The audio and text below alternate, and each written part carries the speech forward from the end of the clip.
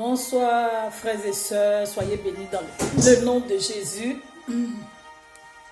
Soyez bénis dans le nom de Jésus-Christ de Nazareth.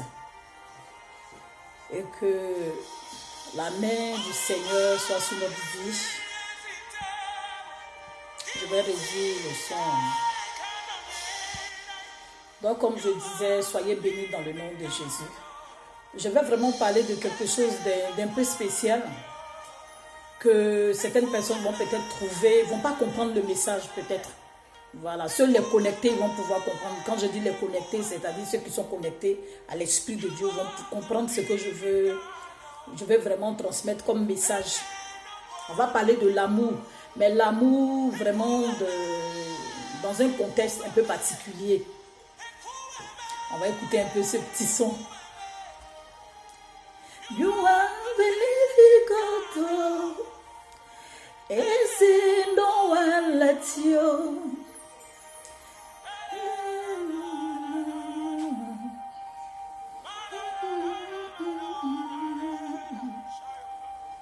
You are believing God, is it no one like you?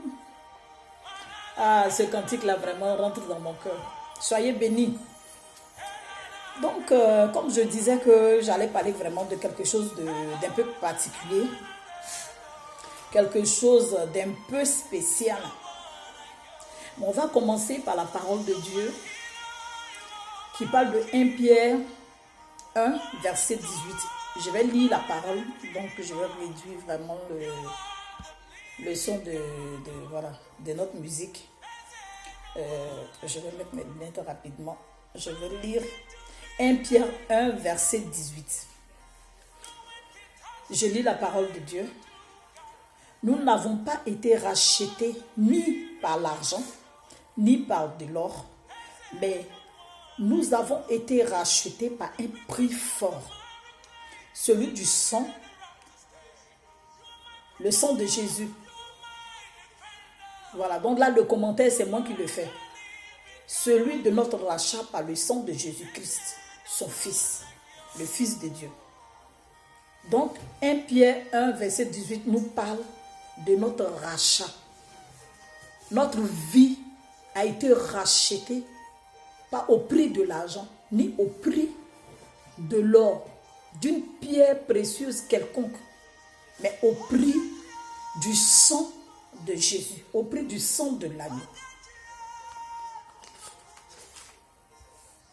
Bien aimé, aujourd'hui, je vais parler de l'amour. Mais dans l'amour, là, il faut la parole de Dieu. Mais j'avais dit que c'était vraiment quelque chose de vraiment spécial, un contexte un peu à part. Moi, je ne suis pas politique. Hein, je me dis, il ne faut pas mélanger les choses. Voilà. Moi, dans ma conception des choses, je me dis... C'est vrai que la Bible nous dit qu'un chrétien peut faire de la politique, mais moi, je ne suis pas, voilà, je ne fais pas de politique. Voilà, je ne peux pas mélanger les choses. Quand tu viens parler de la parole de Dieu, concentre-toi sur ce que le Seigneur, ce que tu veux apporter comme exhortation. Donc, je veux dire que concernant ma Côte d'Ivoire, mon pays, j'ai vécu la guerre, mes enfants ont vécu la guerre. Mais concernant la Côte d'Ivoire, mon pays, la petite exhortation que je vais apporter, aujourd'hui, là, ça sera ça. L'amour, c'est avec de l'amour que le Seigneur doit combattre. Autrefois, Israël a été assiégé. Autrefois, Israël a été combattu. Israël aussi a été combattu. Qui est l'élu de Dieu, Israël. Le nom Israël qui a été donné à Jacob. Pour changer la signification de son nom qui agissait sur sa vie là. Jacob a été appelé Israël. Donc si nous, les Ivoiriens, on veut que c'est vrai que le Seigneur, il nous aime, il aime toutes ses créatures, il aime ses enfants. Mais là, je m'adresse à toi qui es enfant de Dieu, qui est né de nouveau. Toi qui es conscient du fait que Jésus-Christ a racheté ta vie au prix de son sang. C'est à toi que je m'adresse ce soir. Parce que, c'est-à-dire, nous posons des actes sans vraiment peser l'ampleur, sans vraiment peser, considérer ce que ça peut faire comme dégâts. Devant le Seigneur, vis-à-vis du Saint-Esprit, vis-à-vis de Jésus-Christ lui-même. Je ne parle pas de l'être humain, parce qu'on a tendance, à cause de nos émotions, de lutter contre la chair et le sang. On considère nos émotions. Donc, on lutte contre la chair et le sang. On est toujours après la chair et le sang. On court après la chair et le sang. On combat la chair et le sang. Alors que la Bible déclare qu'on n'a pas à combattre la chair et le sang, mais plutôt les esprits malins, les esprits du mal, les principautés. Donc, frères et sœurs, cette exhortation-là, le Seigneur m'a mis ça à cœur pour ne pas qu'on fasse la même erreur qu'on avait faite dans les années passées. En fait, nous les Ivoiriens, je ne parle pas de tout le monde. Bon, tu peux être musulman, tu peux être croyant de autre chose. Moi, je ne m'adresse pas à toi. Mon souhait est que le Seigneur touche ton cœur pour que tu connaisses la vraie vérité qui va t'affranchir, qui est Jésus-Christ de Nazareth. Et tu ne peux aller au Père céleste que par Christ. Ça, c'est pour cela que nous évangélisons. C'est pour cela que nous faisons des exhortations que nous présentons. Mais je m'adresse à toi, chrétien, qui t'élève avec ta Bible pour partir sur les lieux de combat.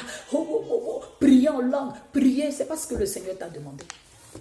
On a fait ces erreurs-là. Que le Seigneur est avec nous, l'Éternel des armées est avec nous. Et puis on s'en va sur les champs de bataille, on prie. C'est pas ce que le Seigneur nous a donné. Parce que là, on combat la chair et le sang. Mais quand tu es né en nouveauté de vie et que le Saint-Esprit est désormais dans ta vie, tu vas comprendre que le Seigneur, là, il ne traite pas comme ça. Il ne fait pas les choses comme ça. Ce n'est pas comme ça qu'il fonctionne. Il dit c'est dans l'amour. C'est au travers de l'amour. Regardez, je vais prendre un exemple très simple. Regardez le disciple de Jésus-Christ qui est Pierre. Mais à un moment, on a blâmé Pierre. Parce que comment il s'appelle, Judas Iscariote, quand Judas a trahi Jésus et que les soldats sont venus arrêter Jésus, et vous avez vu un peu la réaction de Pierre. Pierre agissait de manière vive. Il était impulsif. Lui, c'était du tic au tac. Il n'avait pas encore reçu le Saint-Esprit. Donc, il réagissait de cette façon. Pierre, c'est-à-dire, lui, tout de suite, quand tu vas contre la parole de Dieu, mais tu vas contre son maître qui est Jésus-Christ, ou bien tu vas contre ce que Jésus a dit, Pierre était toujours prêt. Mais ça ne veut pas dire que Pierre aimait plus Jésus. Par contre, Jean, c'était une personne docile. Jean, dans son style, c'était quelqu'un qui ne réagissait pas tout de suite. Il réfléchissait d'abord. Il trouvait des stratégies. Jean, c'était quelqu'un de doux, de calme. Et on avait plusieurs caractères. Mais nous, là, on a tendance, nous les Ivoiriens chrétiens, là, nous qui disons que nous sommes nés de nouveau, toi qui dis que oui, tu aimes ta patrie, tu veux défendre la Côte d'Ivoire et ceci et cela, intercède pour ton pays, intercède pour la Côte d'Ivoire, sans utiliser la force, sans courir après la chair et le sang, sans vouloir combattre la chair et le sang. Ce n'est pas à ça que le Seigneur t'a appelé. C'est ça que je veux te dire ce soir-là. Ce n'est pas à cela que le Seigneur t'a appelé. Ce n'est pas à cela que Christ t'a appelé. Il est de combattre les principautés, les esprits du mal, des ténèbres. Je me rappelle que dans le mois d'août, j'avais fait balancer une vidéo où le Seigneur, j'avais reçu en songe, j'avais vu, comment on appelle ça, j'avais eu un songe où j'ai vu des esprits démoniaques dans les airs. Vous voyez un peu les formes des dinosaures là, mais des dinosaures avec des ailes. C'était des esprits démoniaques qui avaient pris le contrôle de l'atmosphère de la Côte d'Ivoire. C'était au mois d'août 2019. Et quand j'ai fait même cette vidéo-là, parce que je ne voulais pas être mélangé aux gens qui disaient, c'était dans la période où Arafat était décédé, donc je ne voulais pas vraiment mélanger les choses. Donc je ne me suis pas présentée quand j'ai fait la vidéo. C'était du noir que j'avais mis. Et j'ai raconté ce qui s'est passé dans le songe. Et le Seigneur demandait que quand les gens fuyaient par rapport aux démons qui attaquaient, qui avait pris le contrôle de l'atmosphère de la Côte d'Ivoire. Il rentrait dans les maisons derrière les gens. J'ai expliqué. Vous pouvez aller sur mon Facebook. Je pense que cette vidéo est là hier encore. Pour dire qu'on a tendance en tant que chrétien à lutter contre la chair et le sang. Ce n'est pas à ça que le Seigneur nous a appelés. Nous sommes dans les émotions négatives. Au lieu d'avoir des émotions positives, sourire quand l'ennemi nous attaque. Et puis on prie parce qu'on compte sur la prière en tant que chrétien. On a la parole de Dieu qu'on utilise comme âme. On a la parole de Dieu qu'on utilise comme âme. Comme dans Ésaïe 41, verset 10. Où la parole de Dieu nous dit de ne pas avoir peur. Car il est avec nous. De ne pas promener des regards inquiets. Car il est notre Dieu.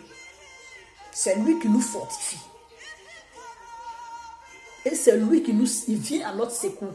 Il nous soutient par la main droite, par sa main droite. La main de la justice.